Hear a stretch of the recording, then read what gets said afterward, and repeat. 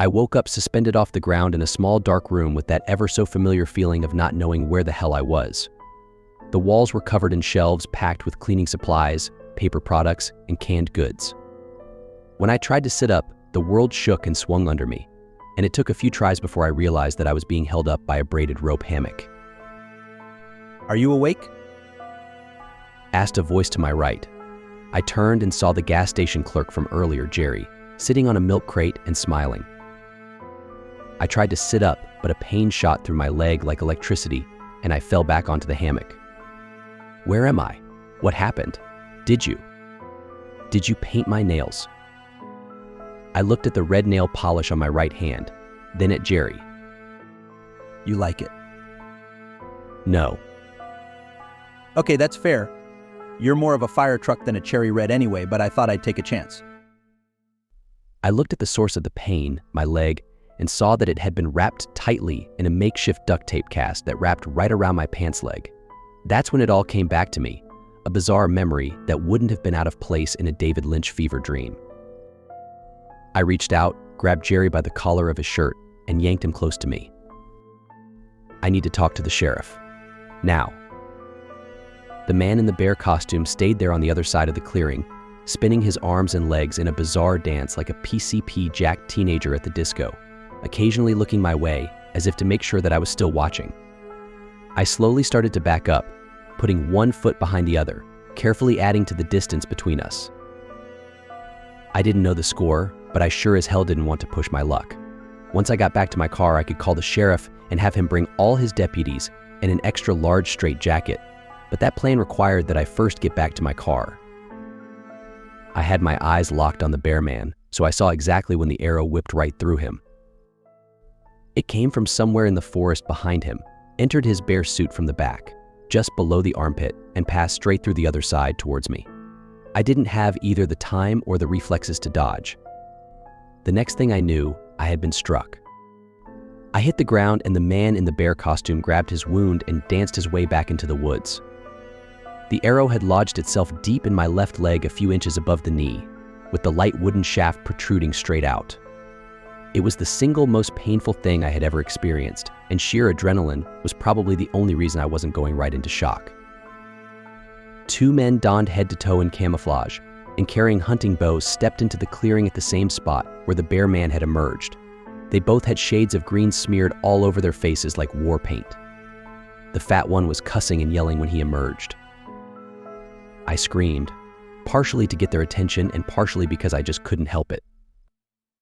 "Aw shit. Did we get you?"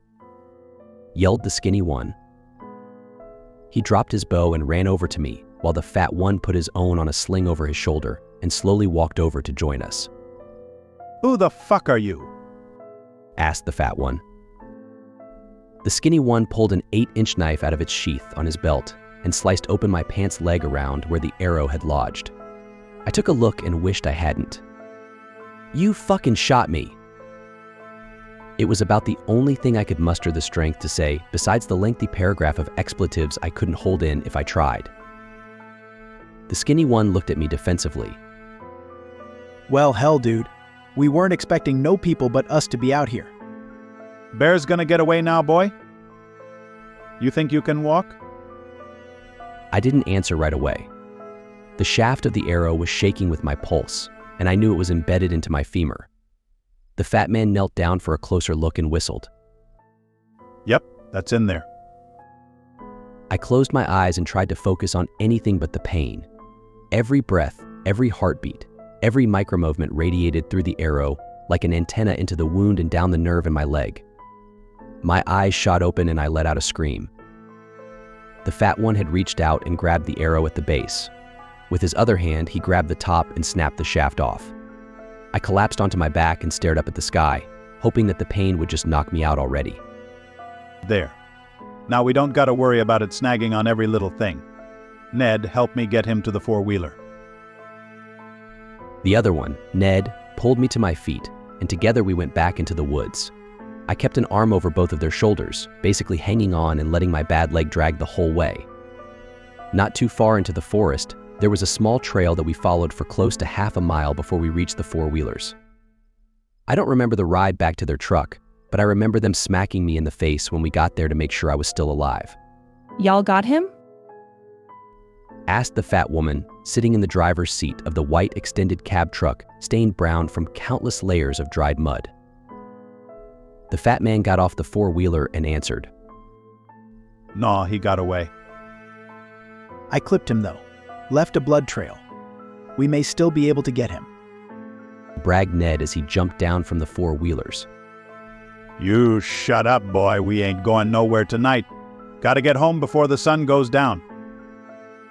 The woman looked at me and smiled a big, toothless smile, her bright red cheeks standing out against her pale skin as if she had already had a few drinks too many. Oh, you got something though. The fat one grabbed me by the hair and yanked me off the four-wheeler. Throwing me to the ground, I let out another scream. What the fuck is wrong with you? Are you crazy? That thing out there isn't a bear, it's a person, and you assholes shot me. I need to get to a hospital for Christ's sake. The fat man looked at the woman and said, "Yeah, Ned got this one by accident." Well, that ain't a total loss then. Why is he still alive? They're easier to move when they're alive, and they taste better if they're scared when you put them down. What? Ned let out a whoop and jumped on top of me, pushing my face into the ground and yanking at my pockets. He managed to dig out my phone, wallet, and keys before I finally got a handful of dirt and smacked it into his eyes. He fell off of me and I jumped to my feet, running towards the safety of the forest when... Bang. I froze. Now I wouldn't be too keen on running back out there if I were you. I put my hands in the air and slowly turned around to face the fat one pointing a .45 at me from what I would consider point-blank range. Close enough that I could recognize it as a Dan Wesson specialist.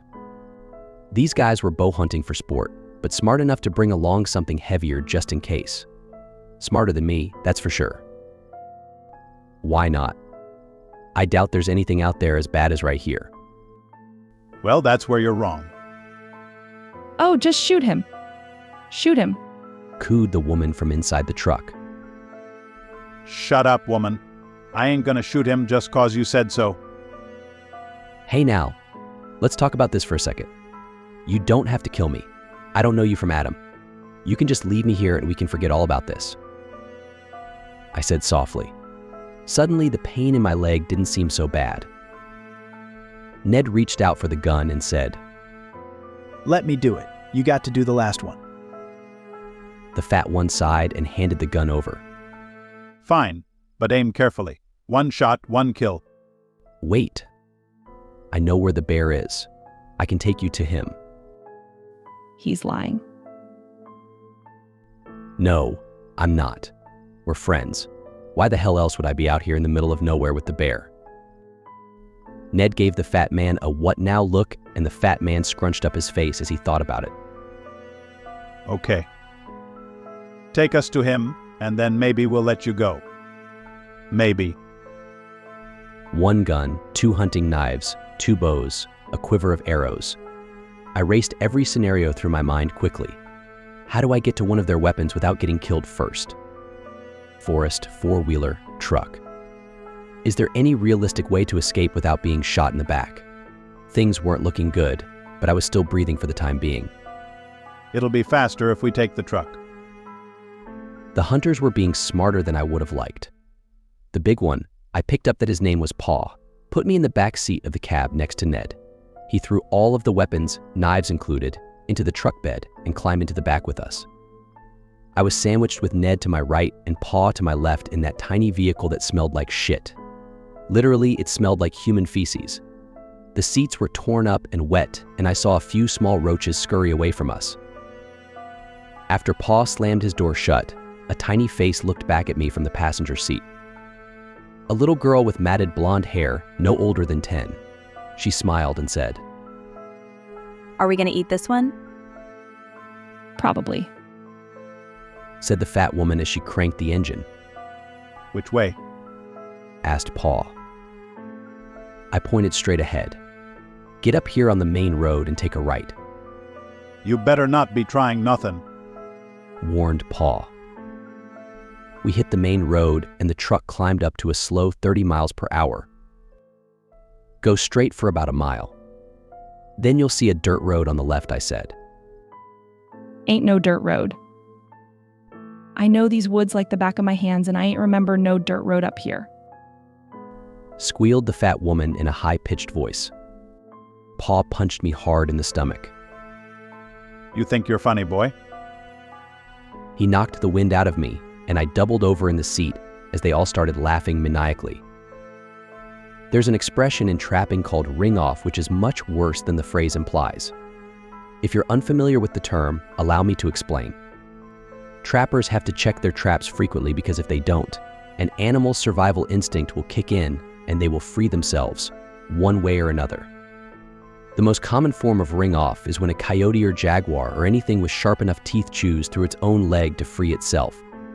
It ain't pretty, but it sure beats the alternative, right? At that moment, I understood exactly how those trapped animals felt.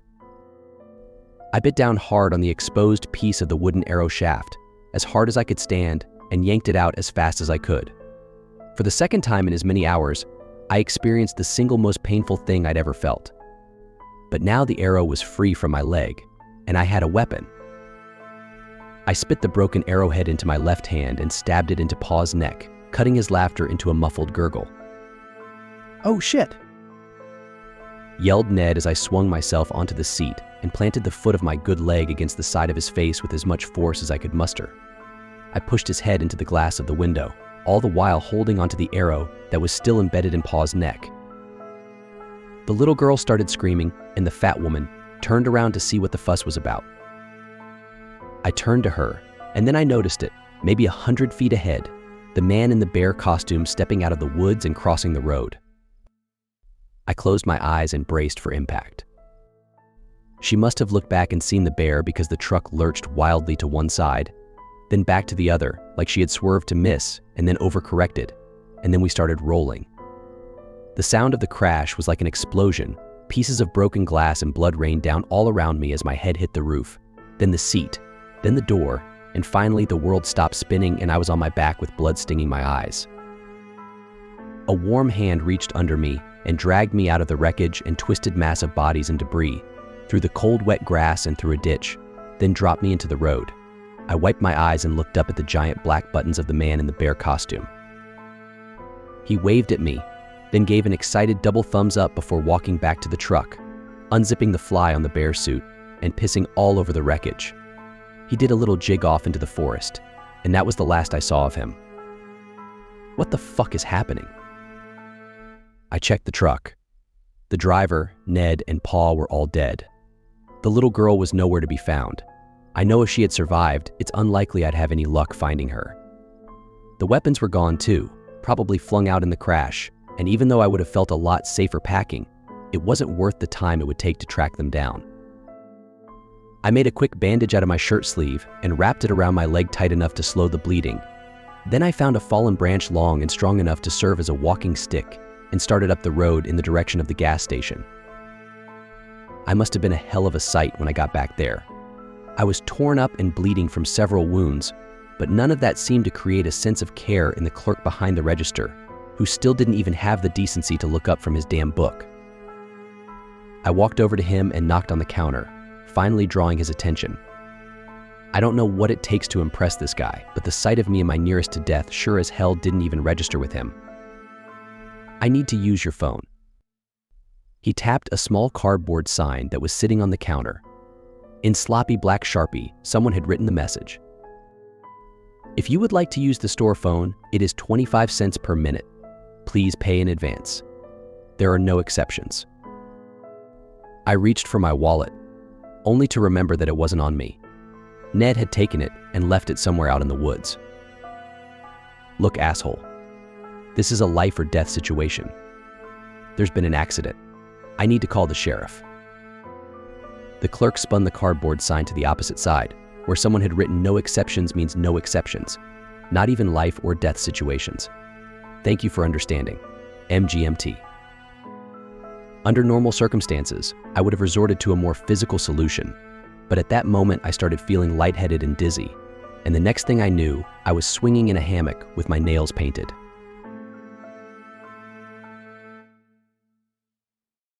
For more chilling stories, like and subscribe.